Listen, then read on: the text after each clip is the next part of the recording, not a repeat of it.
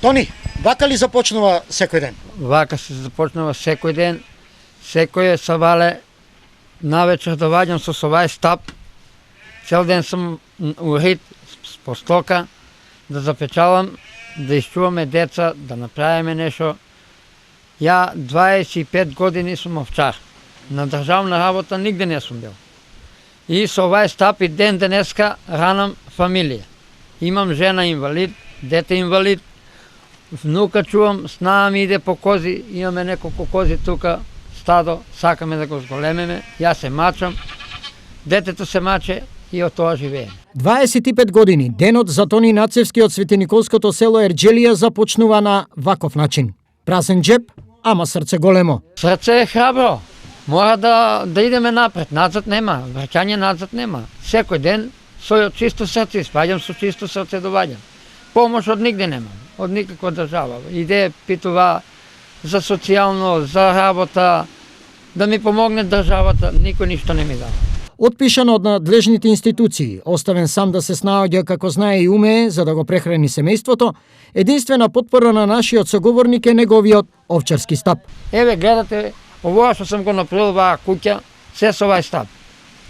Немам од ништо помош. Од државата не ми помага. И сам себе се мучам. Не се дошли у овај двор, никој да не погледне или да рече чека да видиме тие луѓе како живеат и од што живеат. Животната сопатничка на Тони, 53 годишната Мира, е телесен инвалид.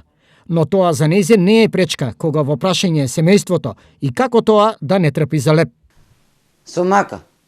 Маче му се да работимо, да има за децата, да не трпев за леп. Да се снајдемо, да живеемо некако. Како секој родител што се мачи за своите деца, исто и ми го тој работимо. Колку можемо да ги најдемо, да донесемо, да јаде, да пие, да пренесемо. Цел живот си домакинка. Цел живот сум домакинка.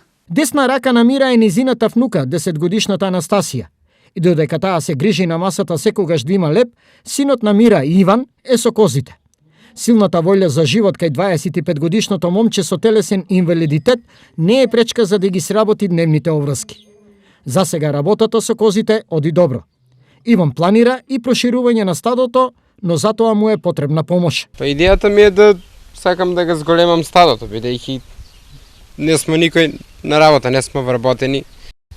Ако може да, пошто тука има по село простори кај што може да се земе, ако може да ни се одобре, да ни се даде како помош, јас сакам да го зголемам стадото. Апелот на Иван го слушна Светиниколскиот градоначалник Сашко Велковски. Свети Николе е најземјоделски регион во државата, се надевам дека на секого му излегуваме во пресред, така да Иван може да поднесе слободно барање до општина Свети Николе, се надевам дека во скоро време ќе го решиме и тој проблем.